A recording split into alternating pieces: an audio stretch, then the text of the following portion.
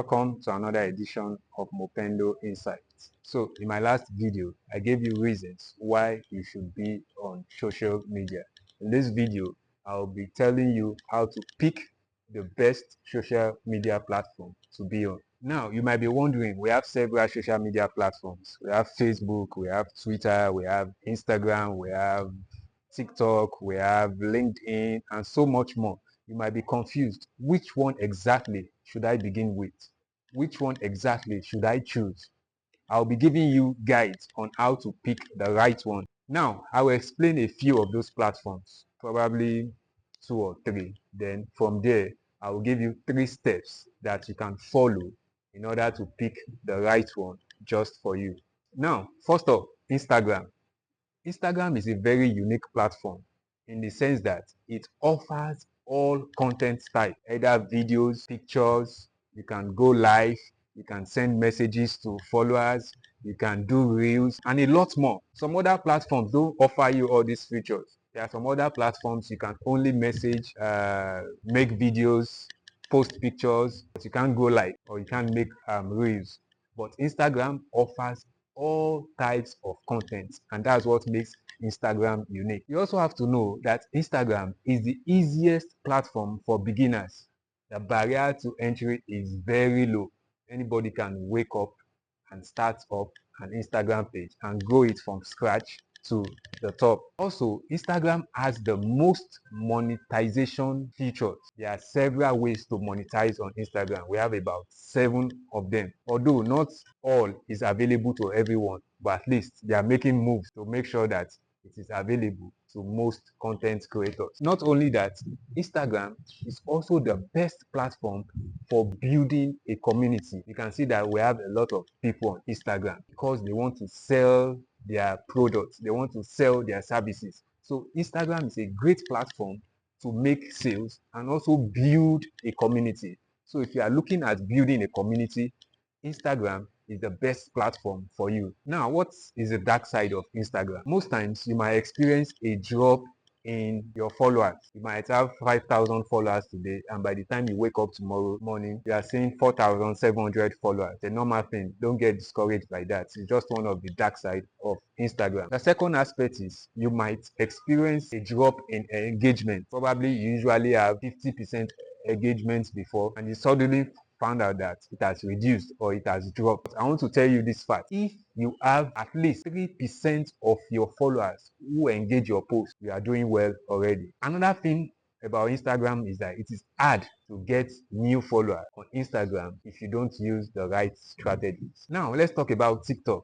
TikTok is a very popular one among social media platforms. There are a lot of people on TikTok. The good thing about TikTok is it is not saturated unlike other social media platforms. There are some other social media platforms that has been in existence for years. So if you are just joining today, it might look difficult trying to struggle to grow your account and all that. But TikTok is still a relatively new platform. If you join today, if you join next week, if you join next year, you can still start well and do great on that platform. Another good thing is the SEO of TikTok is very good. Users can quickly find videos they are looking for on the For You page. By default, every user can be recommended to thousands of other users on the platform. TikTok is good for short form content. If you're good at short form content and you know how to do it well, TikTok is a platform for you. Now, what is the dark side about TikTok?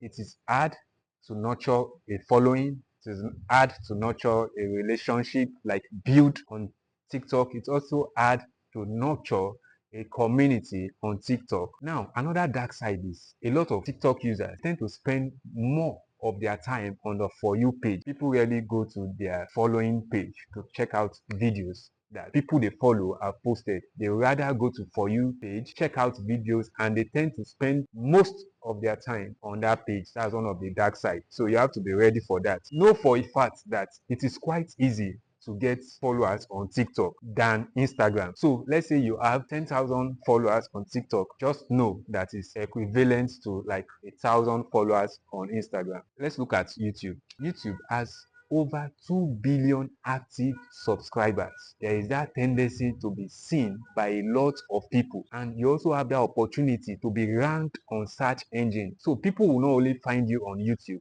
they will also find you on search engine such as Google. Another good thing about Instagram is the shelf life of your content. For Instagram stories, it has a shelf life of 24 hours. Instagram Reels have a shelf life of 2 weeks. TikTok videos have a shelf life of a few weeks to a few months, but YouTube videos are evergreen. They are always there. Content that have been created 10 years ago can still be rewatched. Content that were created 15 years ago can still blow up. In addition to that, YouTube has the best payout for content creators. The videos you made years ago can still be making you money on YouTube. The good thing is you can literally stop posting for a few months and you will still be generating income on YouTube. YouTube is also one of the few platforms that offer long form videos. You can make videos of several hours on YouTube. What is the dark side? The first one is that YouTube can be very difficult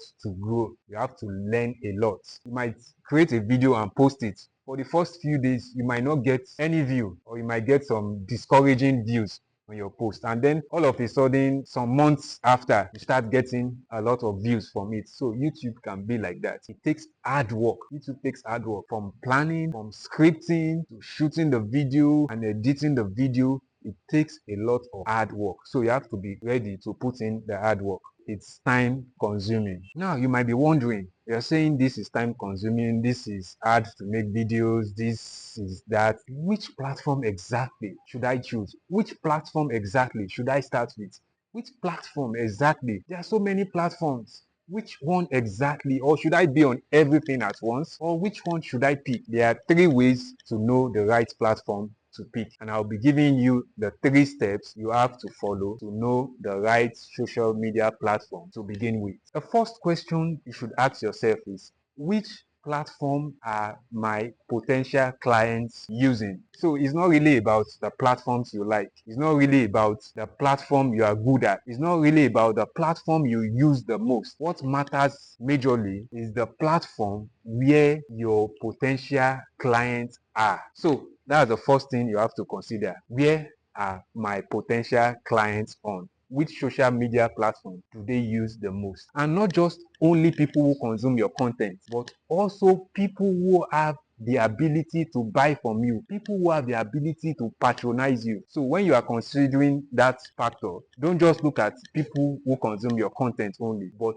people who have the ability to buy from you, people who have the ability to patronize you. The second question you have to ask yourself is, what is my strongest communication style? The answer to that question will help you determine which of these social media platforms to begin with. Is it speaking? Is it writing? Is it visual representation? Some people are naturally good at speaking. You're good at communicating your ideas. You're good at sharing how you feel. Or you might be good at putting down your thoughts into writing. Or you might be good at visual representation. Now, if you are good at speaking, you might want to consider YouTube and TikTok. Those are the platforms that are best suited for you. If you're good at writing, you might want to consider Twitter or having a blog. You might also use Instagram and Facebook, because on those 2 platforms you can also structure your writing ability into something visual that you can now post for your audience. If you're good at visual representation, you might want to consider Instagram, Pinterest, Facebook. The third and final thing you should do is to determine the primary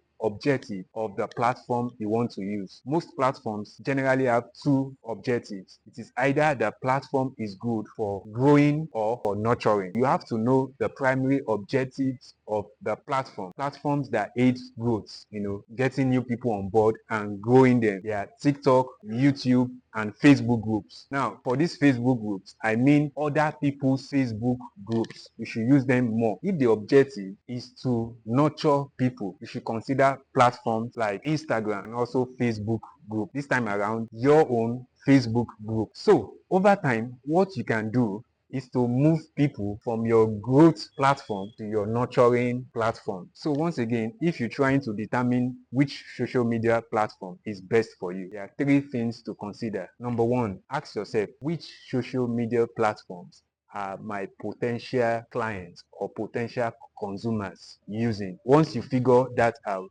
go with it. Number two, consider your strongest communication style.